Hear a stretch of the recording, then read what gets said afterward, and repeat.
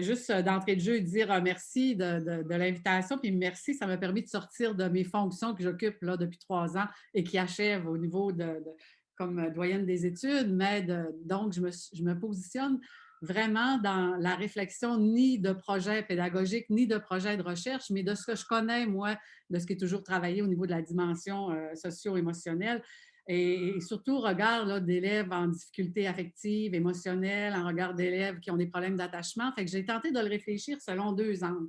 Selon, d'une part, la dimension, ce que ça comprend, cette dimension socio-émotionnelle-là, parce qu'on sait que ça fait quand même juste 15 à 20 ans là, que l'éducation a mis notre petit nez là-dedans pour pouvoir dire comment ça influençait les apprentissages puis le développement. Donc, cette porte d'entrée-là. Puis j'ai aussi réfléchi sur une porte d'entrée à partir des 5 besoins universaux, là, universels, pardon, qu'on a chacun des individus, puis comment tout ça pouvait influencer justement cette dimension-là.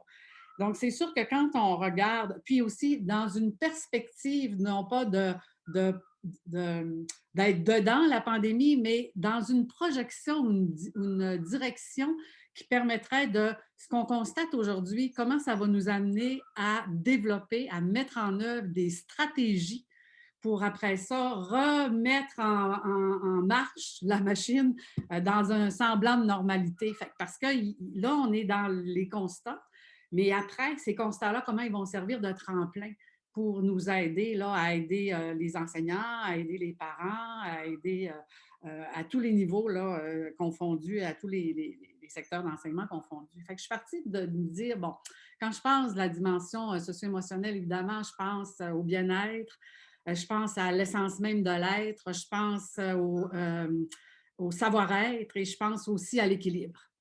Alors ça, c'est des éléments qui m'habitent. Ensuite, je le vois aussi dans une façon systémique, c'est-à-dire la famille, l'école, puis après ça, la communauté. Donc, chacun, on va avoir des stratégies à mettre en œuvre.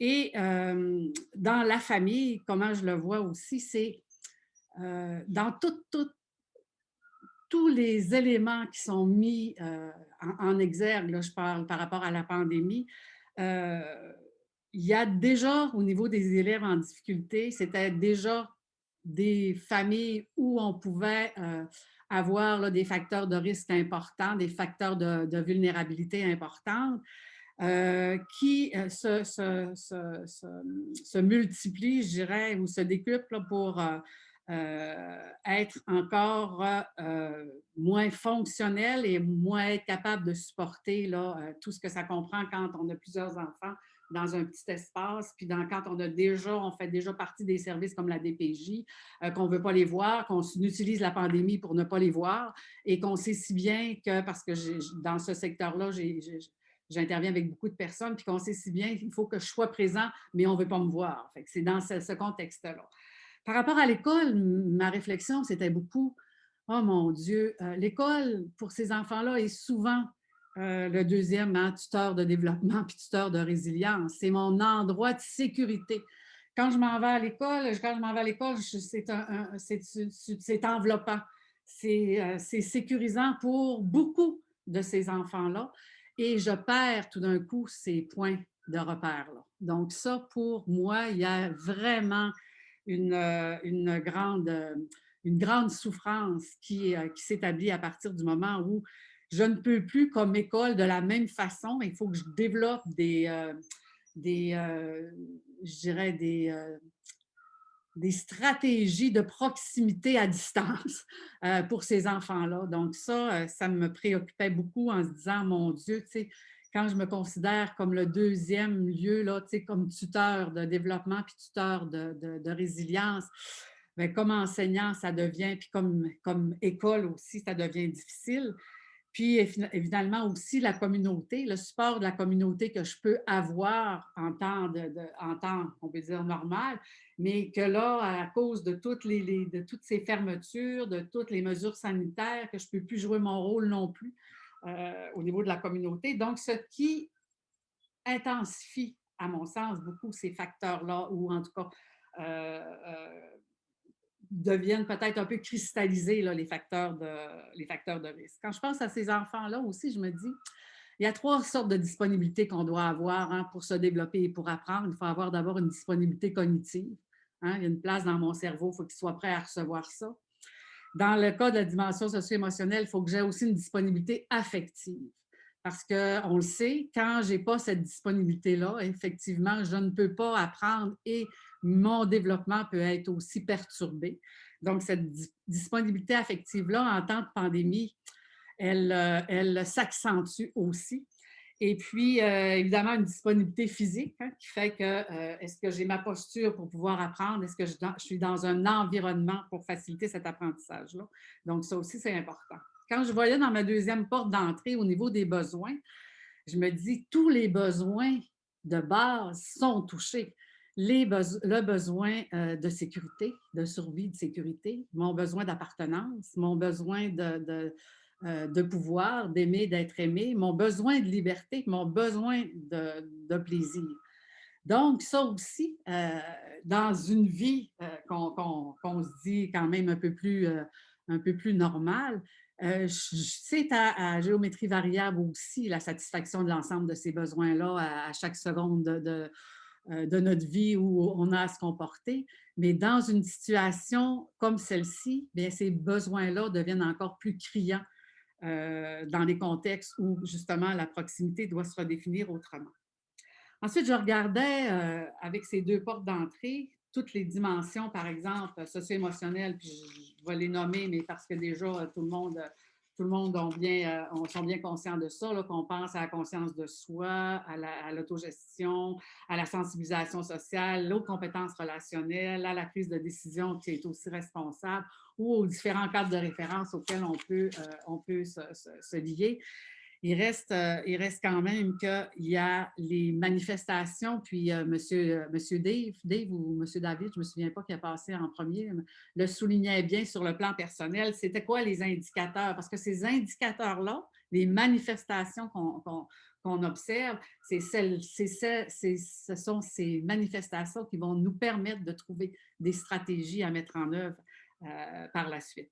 Donc, beaucoup de signes de souffrance, l'anxiété augmentée, vous l'avez bien nommé, l'anxiété sociale aussi, hein, qui est plus ressentie. Le stress, une baisse de motivation aussi.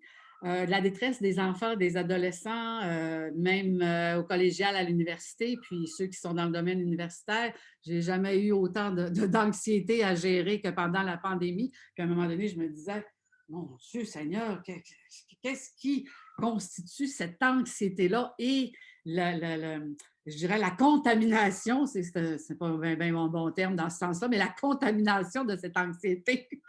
Donc, ça m'a interrogé beaucoup.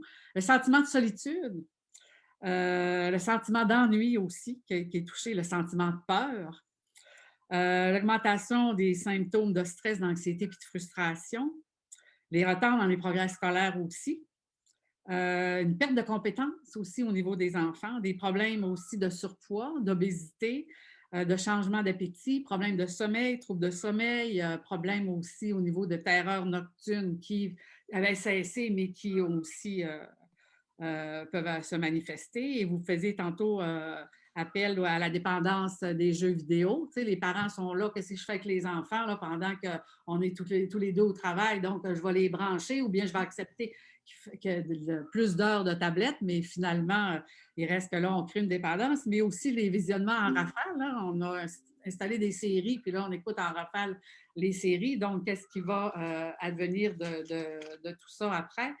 Donc, c'est dans ce sens-là que moi, ma réflexion, elle est comment on va se servir de ces différentes observations. Puis la recherche, je pense que Nadia, tu vas nous faire part de certaines données là, de recherche par rapport à ce que vous avez fait, en tout cas de ce que j'ai pu comprendre que Thérèse me disait. Bien, ça va nous permettre de se dire maintenant qu'est-ce qu'on met en action. Qu'est-ce qu'on met en action? Et je finirai avec ça pour engager les enfants, pour engager les adolescents, pour engager les jeunes adultes dans leur réappropriation de l'espace vie, de l'espace environnement, de l'espace aussi, je dirais, cognitif, de l'espace affectif, Qu'est-ce qu'on va mettre de l'avant par rapport à leurs forces, à l'espoir aussi qu'on va travailler, qu'on devra travailler, le positivisme, réalisme, comme on traite beaucoup en résilience, comment on va le traiter?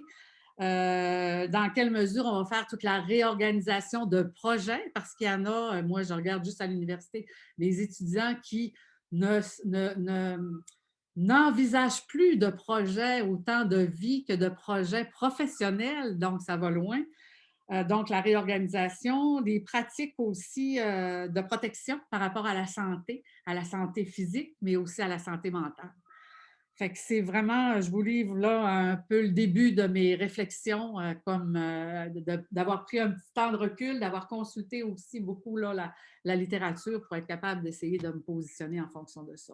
Mais ce sont quand même des beaux défis qui nous attendent en fonction des stratégies là, au niveau des parents, pour la compétence parentale, au niveau des enseignants aussi, puis au niveau de tout ce que la communauté peut nous offrir. Voilà, bien humblement. Merci beaucoup, Manon. C'était très intéressant, encore une fois. Puis là, on vient de changer de perspective, hein, dans une perspective réflexive, socio-émotionnelle, des référents conceptuels, mais on revoit déjà, hein, famille, l'école qui était un lieu de sécurité qui ne l'est plus tellement, la communauté, la disponibilité de tous, en fait, hein, pas juste des enfants, mais la disponibilité affective et cognitive de l'ensemble des acteurs de l'éducation, dont les enfants. La solitude, l'hygiène de vie, plein de beaux éléments qui vont nourrir les discussions encore tout à l'heure. Mais je dois dire que ton paysage, je vois qu'il y a déjà des feuilles chez vous, m'amène dans cet état d'équilibre et de bien-être.